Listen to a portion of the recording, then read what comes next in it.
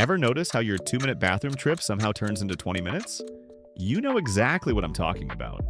That weird phenomenon where your legs go numb but you just can't stop scrolling. Here's the uncomfortable truth. You're not actually using the bathroom anymore, you're escaping. And once you understand why, you'll never look at your bathroom the same way. Let's talk about what's really happening in there. Because it's not about the bathroom at all. First, let's address the obvious question. Why do humans even need phones in the bathroom? Turns out we've always brought reading material to the toilet. Your grandfather had his newspaper, you have TikTok.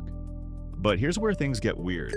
Your phone doesn't just entertain you like a magazine, it actively hijacks your brain's reward system. Every scroll releases a tiny hit of dopamine. Every like gives you a little pleasure spike. Every notification makes you feel important. So when you sit down with nothing to do, your brain starts craving that stimulation. But that's only half the story.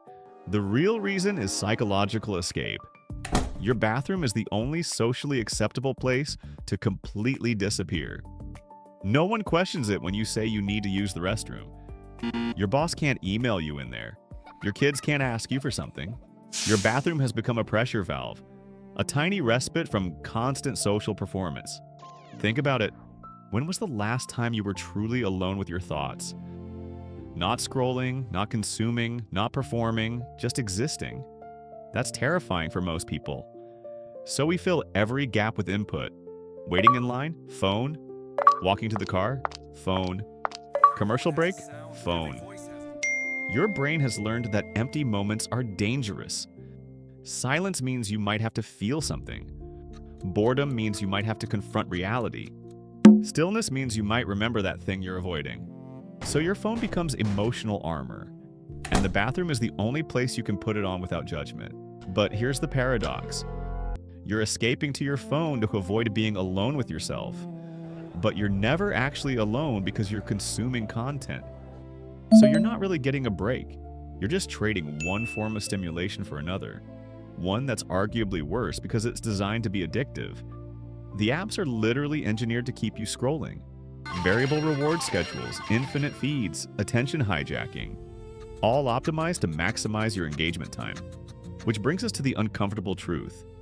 Your bathroom phone time isn't really about escaping others.